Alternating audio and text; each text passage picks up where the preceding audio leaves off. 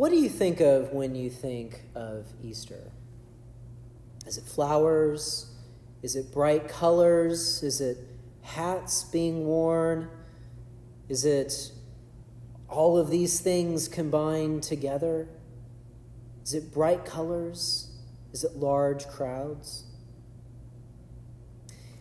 It's funny, Easter is normally the time of year that I meet the most new people, as in the most number of new people that I ever do throughout the year. I'd say including Christmas. Easter always just seems to be the time that I get acquainted with new people. I'm introduced to new people. New people come up and shake my hands. And it's really, not that unusual to expect that. Easter is, after all, one of the biggest celebrations we have. It's one of the times we have the most people in our church. But is that really what Easter is all about? About having all these people gathered here? Is that really what Easter means? Well, it would seem from our readings both tonight and as we've been building up to this night with Maundy, Thursday, and Good Friday, that the answer to that question would be no. It's not about the number of people. It's not about having these great crowds gathering in.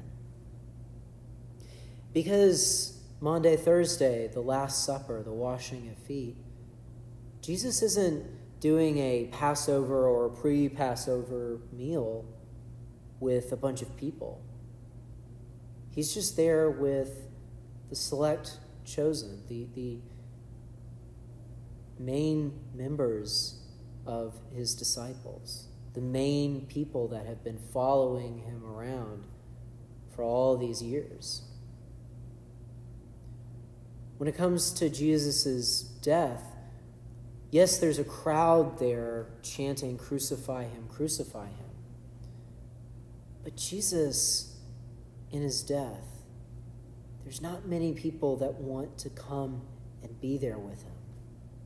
He's killed in a horrifying way, in a way that's meant to inflict the maximum amount of humiliation to a person. It's the way that only a criminal in the Roman Empire would have died. A criminal or a slave. No one of import. No one good. And if that weren't enough, you've also got the fact that it is the Passover season. And no one wants to be ritually defiled so that they can't partake in this great feast, in this Passover. They don't want to touch a dead body and not be able to partake in that. And so it's 3 days later when these women, 2 women, only 2 women, Mary Magdalene and a Mary that is only listed as the other Mary, women, people who in Jesus' day and age would not have been people of import. They are the only ones who go to Jesus' tomb. And it's only after the Passover is done. And it's then they go to dress the body up, to make sure that all the proper ritual and care is given to Jesus' body. But then something funny happens. Yes, there are guards there, mostly there to keep Jesus' disciples from stealing the body away and saying, "Oh, look, he's raised, he was right." Well, but instead of those disciples who are nowhere to be found at this point, there's this angel. And all of a sudden the stones rolled away and these guards run for their lives out of fear of what has happened. And it's just this angel there who tells these women, these 2 Marys, what has happened. That it's okay, that Jesus is risen. And only after that moment do they actually see Jesus for themselves. Only after that do they go and tell the disciples what's happened. Only then does Jesus appear to just these few disciples who are hiding out of fear of their lives, out of fear of what the Romans might do to them.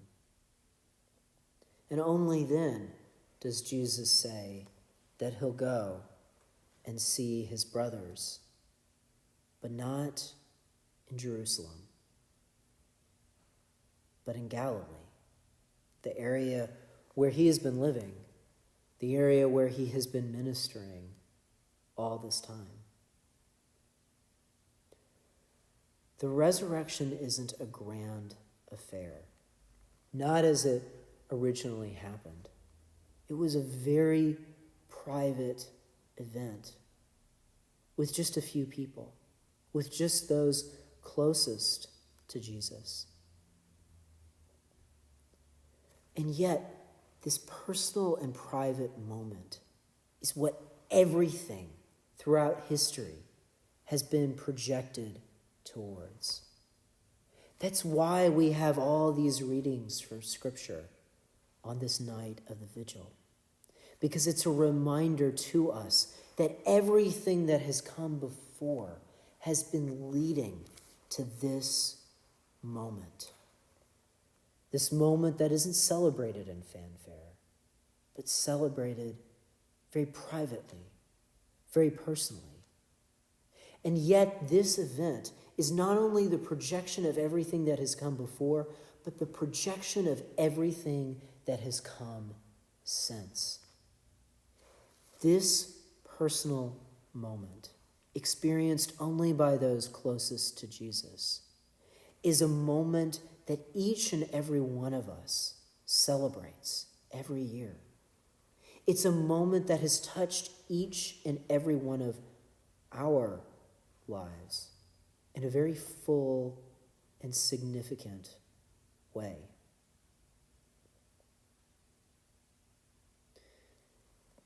This is a strange time we're living in, and it may be a time of sorrow for many of you. A time of sorrow because we aren't celebrating this event together.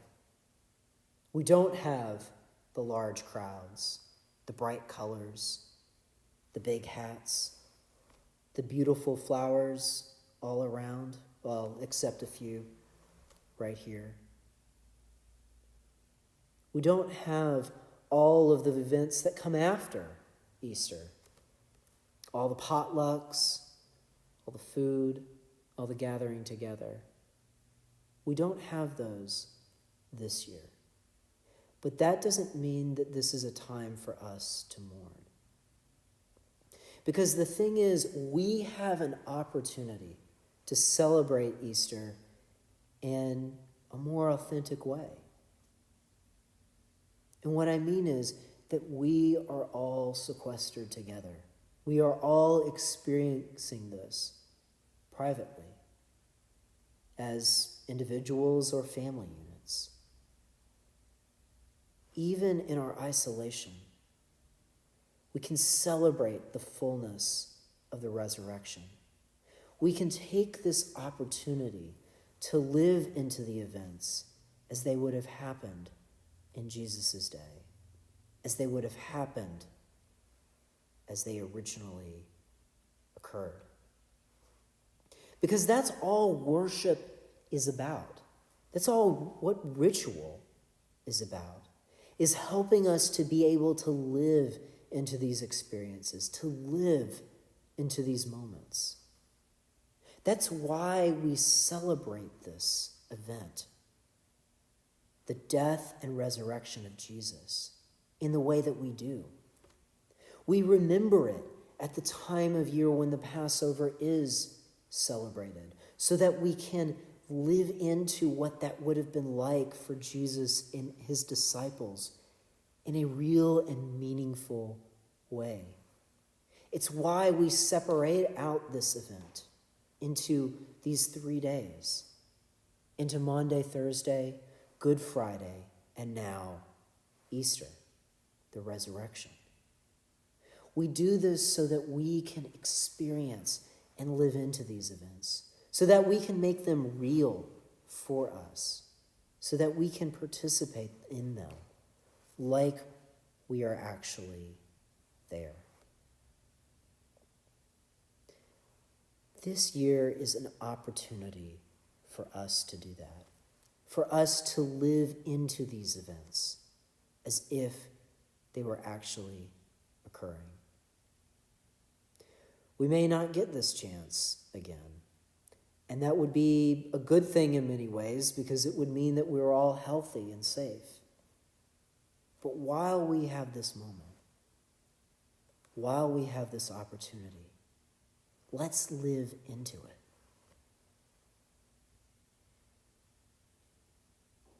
Now, this life is full of things that are unexpected. We don't know what's going to happen in the next moment. It's the same way with Mary Magdalene and the other Mary. They didn't know that Jesus was going to be alive. They thought he was dead and done for. But we know differently now. So while we may not be together in this moment, we can remember that each time we gather together in worship, we are actually celebrating Easter. We are actually celebrating the resurrection. And so we can take that knowledge and live in hope. The hope of when we are able to come back together. To live in hope for that day when we will come again and celebrate the fullness of Easter together.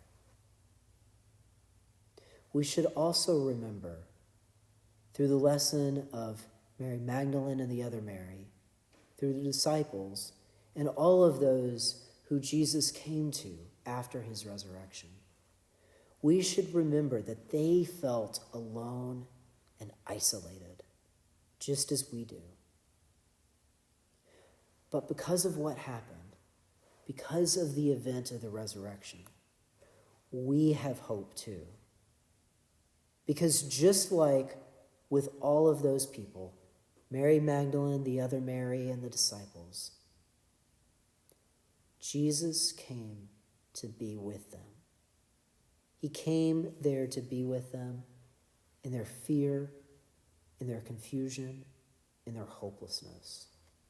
So no matter what it is that we are feeling right now, do know that Jesus is there with us in the midst of those events. And we have that hope and assurance because of the resurrection, because of the very thing that we are celebrating right here, right now, on this very day.